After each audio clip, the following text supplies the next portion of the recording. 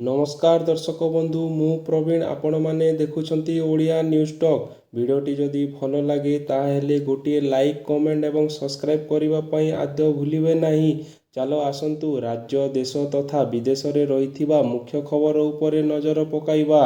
आजिर प्रथम खबर खाली पड़ी 33,000 पुलिस पदवी। पुलिस रे खाली पड़ी 33,000 पदवी। पुलिस विभाग रे मानव संबल कम रही कहले डीजीपी वाईपी खुरानी।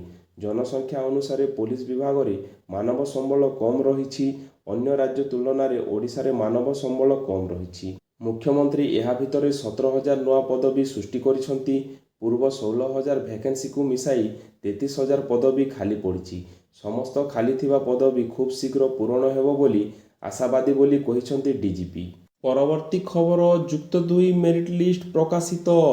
उच्च माध्यमिक शिक्षा परिषद पक्षर 2026-27 शिक्षावर्ष पर कला वाणिज्य एवं विज्ञान रे नामलेखा जुक्त 2 मेरिट तालिका प्रकाश पाई। कटअफ तालिकार शीर्ष रे रेभेन्सा उच्च माध्यमिक विद्यालय रही। रेभेन्सा कॉलेज रे कला रे 81%, वाणिज्य रे 82.40% एवं विज्ञान रे सर्वाधिक 93.40% कटअफ रही। परवर्ती खबर रक्षाबंधन रे महिला को बड़ उपहार देवे मुख्यमंत्री। 22 लाख महिला को मिलिबो 2,500 टंका। रक्षाबंधन अवसर रे दिल्ली सरकार राज्यर महिला मानक एक गुरुत्वपूर्ण उपहार देउछंती। दिल्ली सरकार महिला समृद्धि योजना आरंभ करिवे, जहा अधीन रे आर्थिक भाव में पछुआ महिला माने प्रति मासरे 2,500 टंका पाइबे।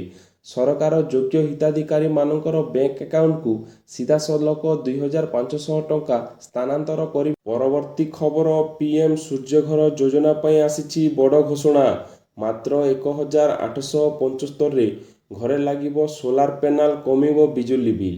ओडिशावासींको पई बिजुली सेवा को अधिक सुलभ, सुरक्षित और निरविच्छिन्न करने दिगरे राज्य सरकार एक बड़ पदक्षेप नेइछंती। उपमुख्यमंत्री तथा शक्ति मंत्री कनक वर्धन सिंह अध्यक्षतार आयोजित उच्चस्तरीय समीक्षा बैठक में विद्युत क्षेत्र में एकाधिक गुरुत्वपूर्ण घोषणा करिसेंती। बैठकर सबुठारु बड़ घोषणा हेउछि प्रधानमंत्री सूर्यघर मागणा बिजुली योजना को राज्यर विभिन्न गृह योजना विशेषकर प्रधानमंत्री आवास योजना सह संजोग कराजिबो। यह द्वारा गृह योजनार हिताधिकारी माने मध्य सोलार शक्तिर लाभ पाई पारिबे एवं सेमानकर बिजुली बिल यथेष्ट कमिबो। सरकारंकर सूचना अनुसार सहरांचल रे 1 किलोवाट रूफटॉप सोलार पैनल स्थापन पाई केंद्र सरकार 30,000 एवं राज्य सरकार 25,000 सब्सिडी प्रदान करिवे। फलरे हिताधिकारी को मात्र 1,875 खर्च करी घरे सोलार पैनल लगाइबार सुजोग मिलिबो। परवर्ती खबर भुवनेश्वर रे निर्माण हेबो ओडिशार प्रथम स्काई वॉक। ओडिशार प्रथम स्काई वॉक निर्माण दिगरे बड़ पदक्षेप निया जाइछि। भुवनेश्वर सांसद अपराजिता षडंगी एही बहु प्रतीक्षित प्रकल्पर भित्तिप्रस्तर स्थापन करिसेंती। जातीय राजपथ 16 पलाशुणी रसुलगढ़ मध्य एही स्काई वॉक निर्माण कराजिबो। प्राय 18.42 कोटी टंका व्यय निर्मित हेबाकु थिबा एही प्रकल्प को भारतीय जातीय राजपथ अधिकरण कार्यकारी करुछि। एहार मुख्य उद्देश्य हेउछि व्यस्त राजपथ रे पादचारींकर सुरक्षा बढ़ाइबा एवं यातायात को अधिक सुविधाजनक करिबा। एही स्काई वॉक 450 मीटर लंबा और 3 मीटर उच्चता हेबो। प्रकल्पर काम मार्च 2027 सुधा शेष करने लक्ष्य रखा जाइछि। परवर्ती खबर रथयात्रा पाई बड़ प्रस्तुति। 3 रथ पाई गठन हैला स्वतंत्र निर्देशक और वैषयिक दल।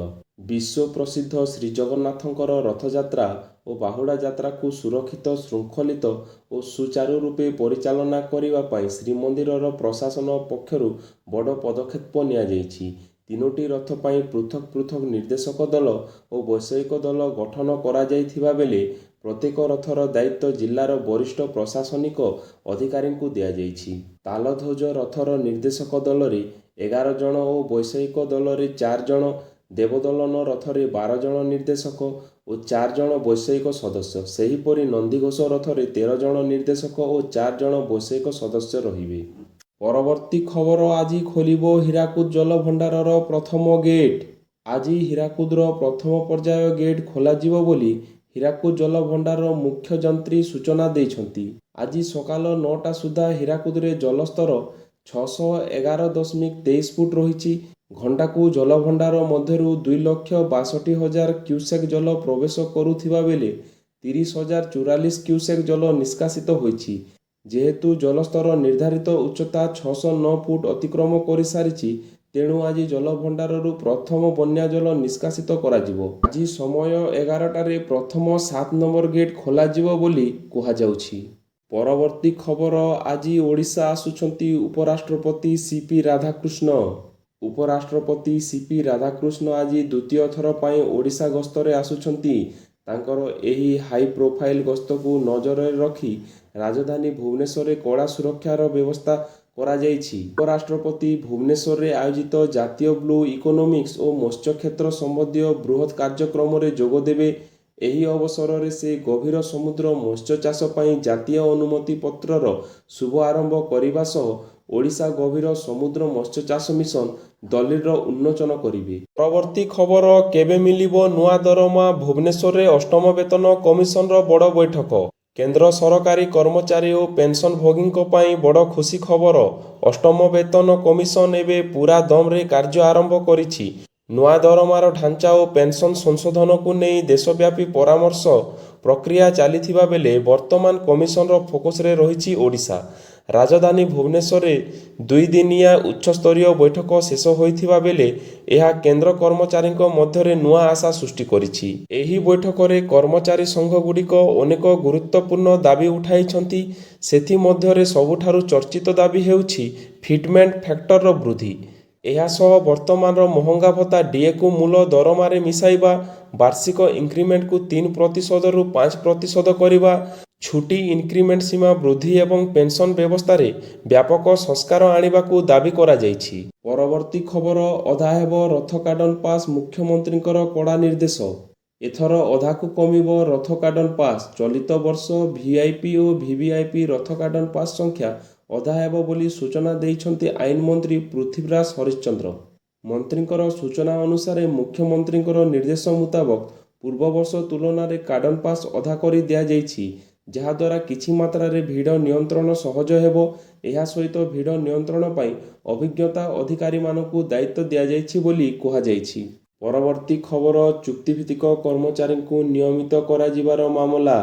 ବିନା ଅନୁମତିରେ ଏବଂ ସରକାରୀ ପ୍ରକ୍ରିୟା ଅନୁସରଣ ନ କରି ଚୁକ୍ତିଭିତ୍ତିକ କର୍ମଚାରୀଙ୍କୁ ନିୟମିତ କରିବା ମାମଲାରେ ସରକାର ବଡ଼ ପଦକ୍ଷେପ ଗ୍ରହଣ କରିଛନ୍ତି। ଏହି ମାମଲା ଯାଞ୍ଚ ପାଇଁ ସରକାର 5 ଜଣିଆ ସଚିବ ସ୍ତରୀୟ କମିଟି ଗଠନ କରିଛନ୍ତି। ଏହି ଆଶା କରୁଅଛି ଆଜିର ଗୁରୁତ୍ୱପୂର୍ଣ୍ଣ ଖବର ଆପଣମାନଙ୍କୁ ନିଶ୍ଚୟ ଭଲ ଲାଗିଥିବ। ଯଦି ଭଲ ଲାଗିଥାଏ ତାହେଲେ ଗୋଟିଏ ଲାଇକ୍, କମେଣ୍ଟ ଏବଂ ସବସ୍କ୍ରାଇବ୍ କରିବା ପାଇଁ ଆଦୌ ଭୁଲିବେ ନାହିଁ।